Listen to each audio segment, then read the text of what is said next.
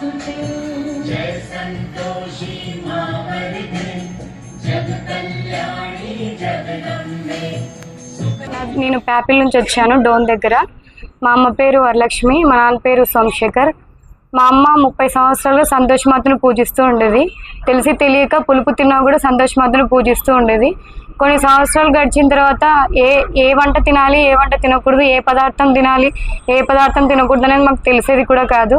కానీ ఆమె పూజించడం వల్ల మా భాగ్యం ఏంటంటే ఇక్కడికి వచ్చిన తర్వాత ఏవి తినాలి ఏవి తినకూడదు అని స్వామి మాకు తెలియజేశారు.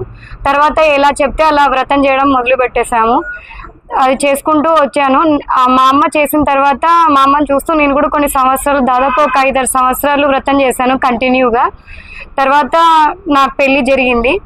పెళ్ళి కాకముందు దాదాపు కంపల్సరీ ఒక్క శుక్రవారం కూడా మిస్ చేయకుండా వ్రతం అనేది కంప్లీట్ చేశాను. కానీ ఉద్యాపన చేయలేదు. అంత లోపల నా పెళ్ళి అనేది జరిగిపోయింది. కానీ నా అత్త మా మామ వాళ్ళు సహకరించలేదు దీనికి.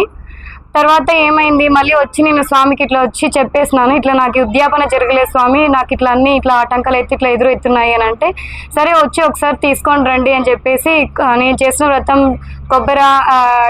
కొబ్బరికాయ అంతా తీసుకొని వచ్చి స్వామికి అప్పగించాను. అప్పుడు స్వామి బరువు తీసుకొని మొత్తం ఆయన ఉద్యాపన మొత్తం జరిపించారు.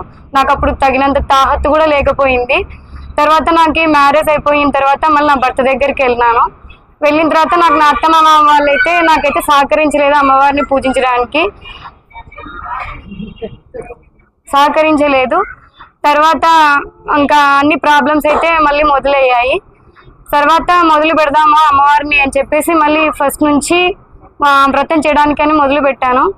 కొన్ని తెలియని కారణాల వల్ల మళ్ళీ పులుపు తిన్నాను. మళ్ళీ పరిష్కారం కోసం అని చెప్పి మళ్ళీ అమ్మవారి దగ్గరకు వచ్చి తప్పు ఒప్పో నేను కూడా పులుపు తిన్నాను, నన్ను క్షమించి అని అమ్మవారికి మనస్ఫూర్తిగా క్షమాపణలు కోరుకున్న తర్వాత స్వామి కొంచెం నాకు గైడెన్స్ ఇవ్వడం జరిగింది, ఎలా చేయాలి ఏంటి అని మళ్ళీ అని.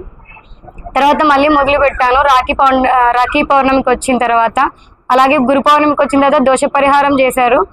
నాకు ఇప్పటికి నా భర్త నాకు ఫ్యామిలీ ప్రాబ్లమ్స్ అన్నీ క్లియర్ అయిపోయాయి. ఇప్పుడు నేను హ్యాపీగానే ఉన్నాను. ఉద్యాపన చేయడానికి కారణం అమ్మవారి దయ.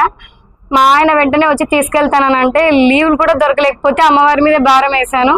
ఈ ఉద్యాపన కూడా నాకు ఒక పెద్ద టాస్క్, కానీ ఇది కూడా అమ్మవారి దయ మీదనే నాకు జరిగింది. ఇదైతే నాకు చాలా మిరాకిల్స్ జరిగిన లైఫ్లో.